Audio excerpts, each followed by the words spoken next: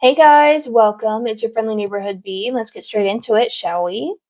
From r/am I the butthole for refusing to drive a longer route to drop a girl off because she didn't want to be alone in the car with me. I feel like it's relevant to mention I'm a male. This situation involves me and three other people. Let's call them Joe, Sandra, and Amy. I'm good friends with Joe. We've been friends since we were kids. I know Sandra through Joe, and the three of us hang out regularly. Last week, Sandra invited her friend Amy to hang out with us. Amy and Sandra are good friends, and she's met Joe before. It was my first time meeting her. We just saw a movie and then went bowling. When everything was done, Sarah asked me if I was okay to drive Amy home. I said, yeah, no problem. I'm the only one who drives, so I usually drop everyone off after we see each other. I live in the middle of nowhere, about an hour north of all of them. They all live pretty close together. From where we were and where everyone's house is, it made sense to drop off Joe first, and then Sandra, and then Amy, and then continue on home. We didn't discuss the logistics in advance, so I dropped Joe off first and then started heading to Sandra's. I could tell Amy and Sandra were texting each other and they were kind of whispering. I had a feeling they were talking about me, but I didn't know for sure until Sandra pointed out that I made a wrong turn and Amy's house was the other way. I explained it made more sense to drop off Sandra first and then Amy. It was only at this point that Amy mentioned she didn't want to be alone in a car with me. Her only reason was because I'm a man, and she alluded that being alone in a car with a man she doesn't really know is unsafe. Mhm. So, what she was asking me was for me to drop her off and then drive back 10 minutes in the opposite direction of my house to drop off Sandra, and then another 10 minutes back the exact same way I just came from, passing by Amy's house again in order to get home. My drive is already an hour from town, so I said no. I didn't want to add an extra 20 minutes onto my already 60-minute drive. They were both really pressuring me and trying to guilt me into just doing it, but I kept saying no. It was such an awkward car ride because they just didn't give up. Amy just got out of the car at Sandra's house. She kind of slammed the door all aggressively, which angered me a little. I drove straight home afterwards. Joe called me the next day and heard what had happened. He felt like I should have just done it, but I feel like their ask was unreasonable. I'm not going to go out of my way to do a favor for someone who thinks I'm a messed up bad person or something. Anyways, just looking for opinions on whether or not I'm the butthole here. Mm, I don't think so. And OP does clarify some questions in the comments that he didn't pick them all up. They all Ubered to their location and then he was driving them home. So if she was really that uncomfortable, instead of just pushing and pushing and pushing, she should have Ubered home from Sandra's house since they live so close together. Just Uber home from Sandra's house. Also, if you don't feel comfortable being alone with this man to go home, why are you comfortable with Sandra being alone with this man to go home? Why are we okay with our friends being alone with men that make us uncomfortable and we don't want to be alone with? I'm not understanding the logic here or the lack thereof. Anywho, I also would have just dropped them off. If it was me, I would have told her, hey, you could just leave here instead of her making that decision herself. But that's just me. Not the butthole, in my opinion. And if you like stories like this, I'm here every day, so make sure to like and subscribe. Next one. Am I the butthole for telling my brother in law the truth about what his girlfriend told me, even though she asked me to keep it a secret? My brother in law, Mike, has been dating his girlfriend, Stacy, for about 4 months. I didn't know her super well, but my husband and I have hung out with them a few times. I was always nice and welcoming, even though I personally didn't think they were the best match. I kept that to myself.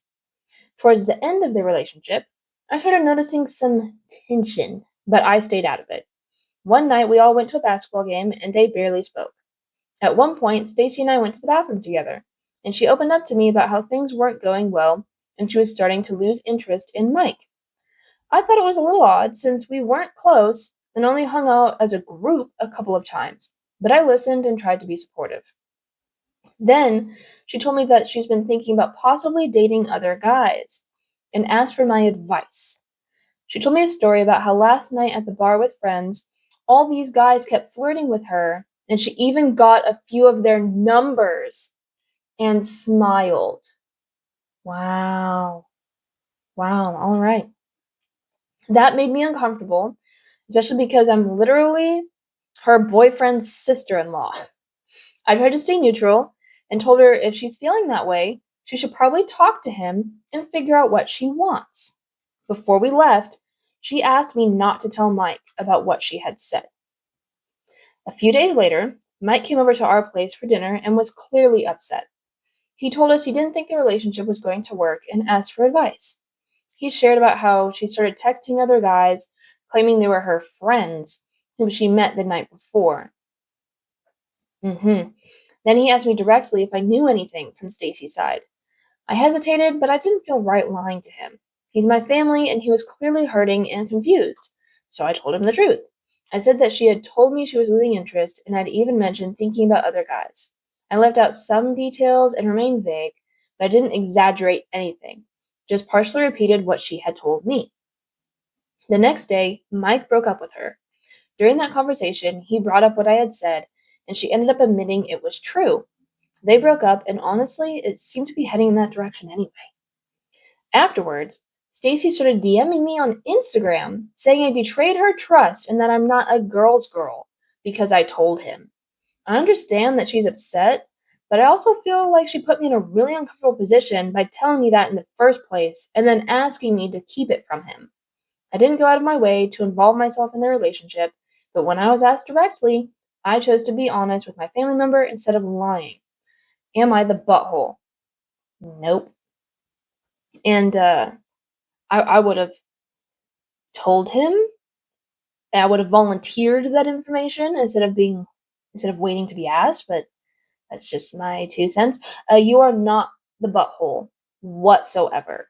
She cheated. That's called cheating. If someone wants to give you their number, you can just say no thanks. You can just say no thank you. Like, you cannot stop someone for trying to flirt with you, but you can say, "Oh no, thank you. I'm not interested. No, thank you. Have a nice night. I'm not interested." It's not hard. It's truly not that hard. It No, she's a cheater. It really is that deep. No, she didn't go over and spend the night at their place, but she cheated. It absolutely not. No, not the butthole. Next one. R/ wedding shaming. Creepy sister, who's the bride, and my brother is my boyfriend. It's their dance. So I'm really struggling with what happened at my basically sister-in-law's wedding a few days ago. For context, my sister-in-law, Amy, has been asking my boyfriend, her brother, let's call him Ted, to do a sibling dance to a slow song at her upcoming wedding. Amy's father passed a few years ago. They have different dads. A big reoccurring issue, though, is she is a functioning alcoholic. When she gets drunk sometimes, she becomes very touchy with Ted. Her brother? Her brother? Are they step siblings? Please tell me they're step siblings. Even then. Okay. All right. Wanting to cuddle and hug, sometimes staring into his eyes while hugging him, crawling on him. It's been disturbing and has come up a few times in conversations prior. Ted has voiced how uncomfortable it makes him and calls her creepy Amy. Their mom thinks it's cute, but it's very uncomfortable to witness. I've even looked over at her fiance when she's touching Ted inappropriately, and he looks just as horrified as I do. So, Ted declined the dance after being pressured by his sister and his mom for months. He put his foot down and said no a final time. He complained to his two other siblings, who do not act like this ever, about being creeped out and uncomfortable that he was with it. Both siblings agreed that she was being weird and gross. Fast forward to the wedding night. Everything is fine all night, basic, regular wedding day and after party. At around 11:30, I take our exhausted children back to the hotel. Ted decided he wanted to stay the last 30 minutes. He was very inebriated, like most of the remaining crowd. I leave him with his other siblings and their family, and I leave with our kids. They eventually all come back and sleep, pack up, and go home the next day. Well, At the dinner the next day, Amy goes, "I'm so happy I got my brother's sister dance," in a gotcha type tone. I immediately am like, "Wait, what?" Amy says, "Oh my God, you weren't there. That's right. Ted didn't tell you how amazing it was? He didn't show you the video? I sent it to him that night. It was so incredible." I look over at Ted and he looks like he's going to throw up from embarrassment. That turns to anger. I asked to see the video, and I was so disturbed that I had to turn it off within a few seconds. Oh no. She is curled around his chest while he holds her slow dancing, and she peers into his eyes merely inches from his face. It looked like they were going to kiss, and it was absolutely nasty to watch.